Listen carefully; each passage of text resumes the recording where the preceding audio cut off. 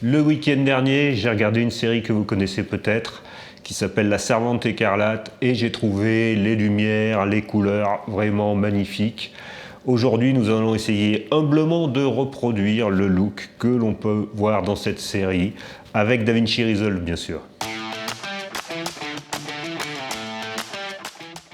Bonjour et bienvenue sur Pixelnight, mais attention, le look ça ne se fait pas que dans le logiciel d'étalonnage, ça se fait aussi au tournage.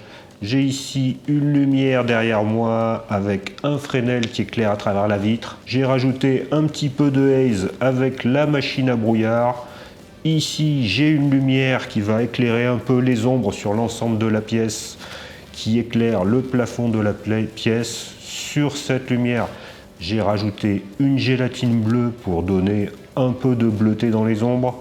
Et pour déboucher l'ombre un peu trop forte dans le visage, j'ai une petite lumière en face de moi qui est juste concentrée sur mon visage. C'est une lumière avec une lentille pour pouvoir vraiment canaliser la lumière dans une petite zone. Après tout ça, on peut attaquer dans le logiciel d'étalonnage pour compléter le look. On va voir ça tout de suite. Nous nous retrouvons dans DaVinci Resolve dans le module montage. Et ici, j'ai quelques exemples d'images issues de la série. Ici, une première image, une deuxième image. Pour notre étalonnage, nous allons nous rapprocher de cet esprit-là, sans essayer de contre-typer tout à fait, puisqu'on n'a pas tout à fait la même scène, on n'a pas tout à fait le même éclairage. Alors, quel est l'esprit de cette image ? Nous avons des ombres bien marquées, des contrastes importants entre des hautes lumières bien hautes, des basses lumières bien basses. Les basses lumières sont teintées de bleu-vert et les hautes lumières sont chaudes avec un soupçon de teinte qui tourne vers le rouge. On va tout de suite dans la page étalonnage et on va aller tout de suite sur le premier clip sur lequel j'ai réalisé une ébauche d'étalonnage. Tout ça pour vous montrer ce que nous allons faire. Dans cette première partie, nous allons convertir en Rec 709 à l'aide d'une lutte, balancer nos lumières et faire un traitement du bruit. Ensuite, nous allons travailler sur l'ensemble des couleurs de notre image et ensuite, nous allons faire des corrections localisées pour assombrir une zone, pour modifier les teintes de peau, pour modifier une zone encore ici et l'assombrir. On retraitera légèrement les couleurs du pull rouge et nous finirons par un effet pour révéler le rayon de lumière qui traverse l'image par ce dernier effet. On passe tout de suite sur le clip non étalonné et je vais donc créer 3 nodes, Alt S, pour effectuer mes différents traitements primaires. Le troisième node, ça va être la lutte. Donc je fais un clic droit, changer le libellé, je l'appelle lutte et je vais intégrer la lutte qui correspond à ma caméra. Donc je vais dans mes luttes, je vais chercher ma lutte Canon. Je suis en Canon Log 3, donc je vais utiliser une lutte Canon Log 3. Je suis dans l'espace de couleur Cinema Gamut, donc je vais utiliser une lutte Canon Log 3 Cinema Gamut vers Rec 709. Donc déjà, lorsque j'ai fait cette opération, je vois que j'ai révélé mes couleurs et mes contrastes dans mon image. On peut voir que le setup d'éclairage que j'avais mis en place a fonctionné puisqu'on voit que j'ai des basses lumières qui sont légèrement bleutées, ici et là, et j'ai des hautes lumières qui sont beaucoup plus neutres. Si je regarde mon oscilloscope, je vois que j'ai une image bien contrastée qui part des noirs ici à 0 jusqu'aux hautes lumières à 1023, mais je vais tout de même ajuster légèrement mes basses et mes hautes lumières pour réduire un petit peu ce contraste. Nous pourrons toujours le restituer un peu plus tard. Donc je vais sélectionner le nœud qui est avant la lutte et je vais utiliser les roues HDR pour remonter un peu ici mes noirs. Donc je vais regarder ce que j'ai dans les darks. Voilà, dans les darks, en cliquant ici, j'affiche ce que j'ai dans les darks. J'ai toute cette zone de basse lumière.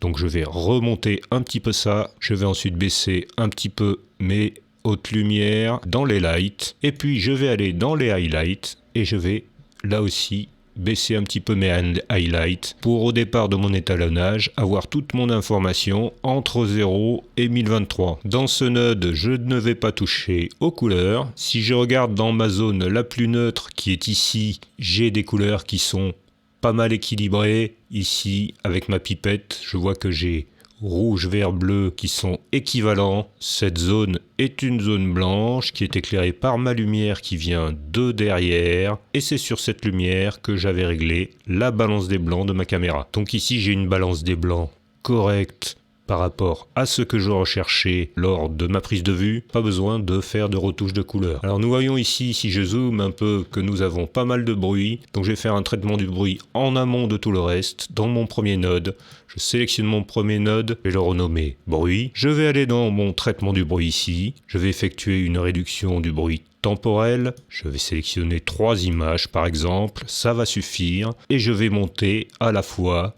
le bruit de luminance et le bruit de chrominance, car je vois ici que j'ai un peu un mélange des deux. J'ai des différences de couleur et j'ai des différences de luminosité. Voilà une légère réduction du bruit appliquée et je vais pouvoir continuer mon étalonnage par la modification des couleurs. Donc je vais aller sélectionner mon dernier node et je vais créer un nouveau node série avec le raccourci clavier Alt S. Je vais appeler ce node couleur, un clic droit, changer le libellé et c'est là que toute la magie va s'opérer. Je range mes nœuds pour me donner un peu de place et là je vais avoir des choix à faire puisque je vais pouvoir modifier plus ou moins les couleurs de mon image selon l'objectif que je vais vouloir atteindre. Donc mon premier objectif, ça va être de donner une couleur bleutée, verdâtre dans les zones d'ombre. Et mon deuxième objectif va être de donner des teintes chaudes un petit peu rouges dans les plus hautes lumières. Pour effectuer ces corrections, j'ai plusieurs solutions, mais ici je vais rester dans les roues HDR et je vais me concentrer sur mes zones d'ombre. Je vais essayer de voir où elles se trouvent par rapport à mes pré-réglages. Donc ici dans les blacks, j'ai pas grand chose. Dans les darks,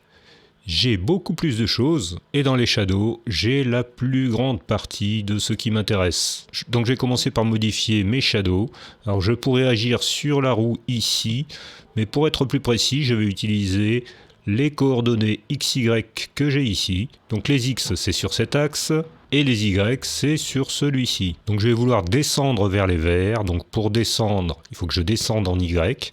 Donc je vais baisser mon Y et je vois que je me rapproche ici d'une couleur plus ou moins verte. Et si je veux aller plus vers le vert et moins vers le bleu, je vais jouer sur le X et je vais descendre mon X. Et donc maintenant, dans mes shadows, je vois que j'ai modifié ma teinte et j'ai une teinte beaucoup plus vers le vert que vers le bleu. Donc pour faire le choix du réglage, ici, ça dépend vraiment de ce que vous souhaitez réaliser. Ici, je souhaite réaliser un look relativement modéré, donc je ne vais pas aller beaucoup plus loin. Il faut faire attention, si on va vraiment trop loin, on risque d'avoir des cassures dans nos couleurs, et ce n'est pas ce que l'on recherche. J'ai la possibilité ici de modifier aussi ma saturation. Je peux saturer l'effet que je viens de créer si je le souhaite, donc je vais saturer ma couleur bleu-vert. Là, je vais rester modéré, je vais rajouter un petit poil de saturation, mais pas de trop. Je vais aller faire une opération similaire dans les darks, donc je vais baisser un petit peu mes darks en X et en Y pour finaliser ce look avec des ombres bleu-vert. Maintenant, nous allons travailler dans les lumières les plus hautes pour avoir des couleurs beaucoup plus chaudes. Donc si je clique ici, je vois la zone qui va être affectée par mes lights. Voilà, donc cette zone-là, je vais aller la modifier et je vais la diriger vers le rouge orangé. Donc si je regarde ma roue, je vais aller monter mes Y et descendre mes X pour me retrouver dans cette zone. Donc je monte mes Y et là j'ai une teinte plutôt magenta et je vais baisser mes X pour avoir une teinte beaucoup plus chaude. Je vois le résultat avant, après. J'ai l'essentiel de mon look, en tout cas au niveau des couleurs, qui a été créé. Mais maintenant, suite à ces modifications de couleurs, si je zoome sur la teinte de peau, je vois que je vais avoir un teint plutôt verdâtre. Donc je vais créer un nouveau node pour aller ajuster ma couleur de peau. Un nouveau node série, Alt S, je l'appelle peau, et je vais aller utiliser l'outil sélecteur pour essayer de sélectionner au mieux la partie qui correspond à mon visage. Donc l'outil sélecteur, c'est la petite pipette. Je vais aller cliquer sur une zone de référence. Voilà. Et je vois que j'ai eu du mal à sélectionner uniquement que la peau.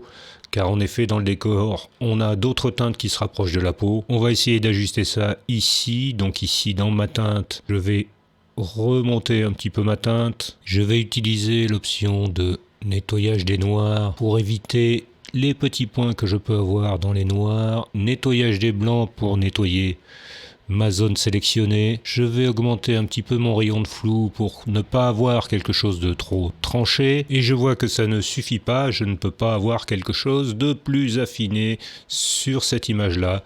Donc je vais aller rajouter une Power Window. Je vais sélectionner le Power Window Cercle pour avoir une sélection vraiment sur mon visage. J'ajuste la dimension de mon Power Window et voilà, là j'ai quelque chose qui a une localisation convenable. Je vais aller agrandir ici l'adoucissement pour avoir quelque chose de progressif dans mon changement de couleur. Alors si je veux activer mon masque ou désactiver mon masque pour le visualiser, bien sûr je clique ici. Et maintenant ce Power Window, je vais aller le traquer puisqu'il y a un peu de mouvement du visage. Donc je vais sur mon tracker, ici je suis complètement au début du clip, donc je peux traquer uniquement en avant, sinon j'ai la possibilité de traquer en arrière si j'étais plus loin dans le clip, ou de traquer dans les deux sens. Ici je vais traquer uniquement en avant. Alors pour ce plan spécifiquement, je pense que je peux désactiver le tracking en 3D, de même que le zoom, puisque je suis toujours à la même distance de mon sujet et je vais traquer en avant. C'est parti. En avant pour le tracking. Mon visage a été traqué convenablement, je vois le Power Window qui suit bien mon visage, donc je vais pouvoir effectuer la correction de couleur de peau sur cette partie qui est sélectionnée actuellement. Là aussi sur cette sélection on va passer dans les corrections HDR. Alors je pourrais faire des corrections ici dans mes shadows si je le souhaitais, mais là ce que je vais faire simplement, je vais utiliser l'outil teinte pour enlever cette teinte verte. Donc je vais aller vers le magenta, donc je vais monter ma valeur de teinte légèrement pour avoir quelque chose de plus magenta sur le visage. Je pourrais jouer aussi un petit peu sur la température qui est peut-être un petit peu chaude sur le visage. Donc en baissant un petit peu la température, en montant un petit peu la teinte, on va pouvoir obtenir quelque chose de satisfaisant. Maintenant que j'ai ajusté ma couleur de peau, je vais pouvoir travailler des zones bien spécifiques, des localisations bien spécifiques pour pouvoir corriger la lumière. Donc je vais rajouter un node, toujours pareil, Alt S pour un node série, et je vais aller assombrir cette zone. Pour ça, je vais toujours utiliser une Power Window. Donc là, je vais utiliser un gradient. Donc je clique sur le gradient et ensuite je vais aller le positionner pour sélectionner la zone que je souhaite. Alors la zone qui est sélectionnée, si je clique ici, je vois que c'est la zone qui est derrière la flèche. Donc je vais retourner ici mon gradient, je vais aller le positionner ici et je vais aller assombrir toute la zone qui est derrière. Voilà, je peux ajuster la transition pour qu'elle soit plus ou moins douce. Ici, je vais faire une transition douce à ce niveau-là. Et maintenant que mon gradient est positionné, je vais pouvoir aller assombrir cette zone. Et pour assombrir cette zone, je vais simplement aller jouer sur le gain. Donc je désélectionne mon masque. Je vais aller sur les roues standard, roues colorimétriques standard. Et je vais aller baisser le gain. Bien sûr, comme toujours, il y a de nombreuses possibilités pour effectuer cette action. Ici, je ne veux pas que cette zone soit trop lumineuse, qu'elle attire trop l'attention. Mon point d'intérêt est ici. Je ne veux pas avoir cette lumière forte comme je l'avais au début. Je baisse la lumière en baissant mon gain juste dans cette zone. Une fois que c'est effectué, je peux toujours redéplacer mon Power Window où je le souhaite. Si je souhaite le déplacer un petit peu par ici, je peux le faire. Je peux réajuster mon gain encore un peu plus bas pour avoir une lumière douce par ici. Ensuite, j'ai une autre partie que je souhaiterais corriger, qui est la partie ici, le mur en arrière-plan, qui est, à mon avis, là aussi trop lumineux et peut-être un peu trop bleu. Donc je vais aller créer une zone de sélection ici, mais je vais créer un nouveau node, et là on va faire une petite variante, on va créer un node parallèle pour travailler une zone différente de celle-ci, mais en travaillant à partir des informations qui me viennent directement de mon étalonnage précédent. Donc je fais Alt-P pour un node parallèle, et j'ai un node parallèle qui a été créé en dessous du précédent. Ici, c'est bien le Power Window gradient de gauche, donc je vais faire un clic droit, je vais changer le libellé, je vais l'appeler Power Window gauche. Et celui-ci, un clic droit, je vais changer le libellé, je vais l'appeler mur du fond. Donc là, je vais créer un nouveau Power Window. Alors, je vais sélectionner une zone avec l'outil plume. Voilà, je clique sur l'outil plume et je vais sélectionner ma zone ici, sur toute cette partie de mur. Je vais contourner mon épaule, hop, voilà. Et je vais finir ici. Pour que la transition ne se voit pas trop, je vais aller adoucir ceci. Donc je vais ici dans adoucissement et je vais ici augmenter le soft. Et je vais dire que je veux un soft extérieur. Voilà. Et en faisant ce soft extérieur, je vois immédiatement que j'ai mes commandes d'adoucissement qui se sont tracées ici. Donc je vais pouvoir ici jouer sur mon adoucissement comme je le souhaite. Avec la souris, voilà, là c'est pas grave si j'ai un peu plus d'ombre sur l'épaule. Donc j'ai bien sélectionné ici ma zone que je souhaite modifier. Et donc pour ce mur du fond, je vais aller dans les roues HDR. Je vais aller modifier mon exposition. Je vais noircir cette partie et je veux qu'elle soit un peu moins colorée. Donc je vais aussi baisser ma saturation pour avoir quelque chose de plus neutre. Ici j'ai mon Power Window qui est affiché. Si je veux le désafficher, je peux me mettre sur off pour voir le résultat que j'obtiens. Et on voit que la transition est suffisamment douce. Je n'ai pas de problème, ce n'est pas visible cette modification que j'ai faite. Je peux modifier un peu cette zone aussi et la rendre un petit peu plus verte si je le préfère. Voilà, on va faire ça comme ça par exemple, et désaturer encore un petit peu. Donc on est dans les verts, mais dans les verts bien désaturés. Comme ça on a un équilibre entre le vert ici et le vert là. Là ça me plaît plutôt bien. Après ça, je vais aller travailler sur le pull parce que je veux un pull qui soit un peu plus éclatant avec des tons un peu moins chauds, des tons un peu plus magenta. Donc je vais encore rajouter un node parallèle avec Alt-P. Je vais nommer ce node pull pour s'y retrouver. Je vais aller utiliser à nouveau l'outil sélecteur pour sélectionner au mieux cette partie de mon pull. Ça va être un petit peu compliqué parce que là aussi j'ai les couleurs du visage mais je ne veux pas les modifier. Les couleurs du visage sont proches. J'ai ma pipette sélectionnée. Je vais sélectionner une petite partie et je vais voir ce que j'ai sélectionné. Et effectivement j'ai sélectionné du visage donc je vais me mettre en pipette moins. Et je vais dire que je ne veux pas cette zone. Pour ne pas voir le visage. Et voilà, là j'ai déjà une partie de mon pull qui est sélectionnée. Donc là pour améliorer ça, je vais aller dans nettoyer les blancs ici et je vais monter ma valeur pour nettoyer un peu ça. Je vais aller dans haute lumière, je vais baisser aussi les hautes lumières pour avoir quelque chose de plus sympathique et je vais augmenter mon rayon de flou toujours pour avoir quelque chose de progressif. Et là dans cette zone, je vais pouvoir travailler avec différents outils.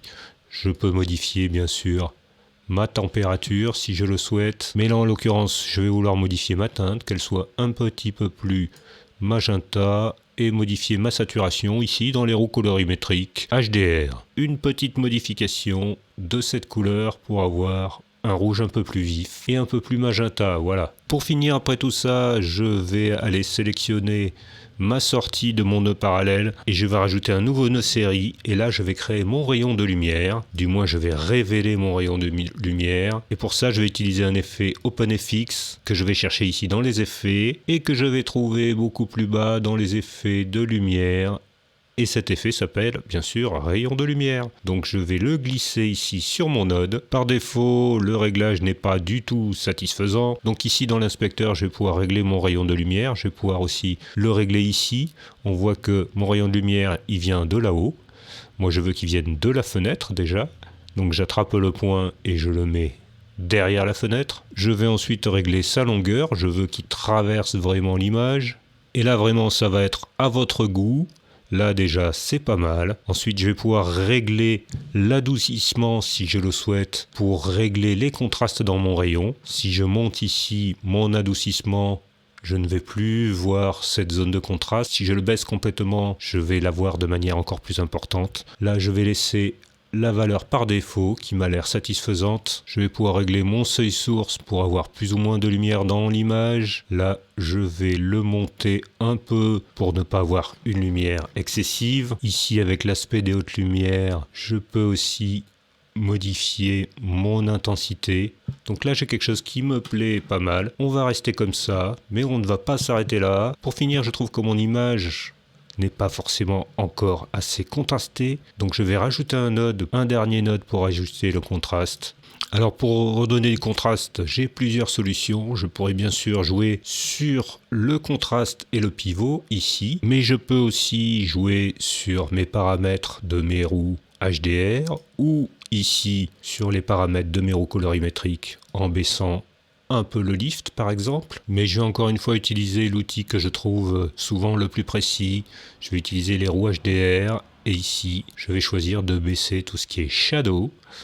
Donc je vais baisser les shadows jusqu'à obtenir un contraste satisfaisant en surveillant mon oscilloscope. Voilà, je vois que je reste encore modéré par rapport à mon 0. Et maintenant après l'ajustement de mes shadows, je vois avant, je vois après l'image que j'obtiens, quelque chose de plus contrasté et de plus dynamique. Merci d'avoir suivi cette vidéo. Si vous souhaitez encore des tutos sur l'étalonnage créatif, n'hésitez pas à me le demander dans les commentaires. Ça m'intéresse de savoir si vous êtes intéressé. À bientôt, au revoir.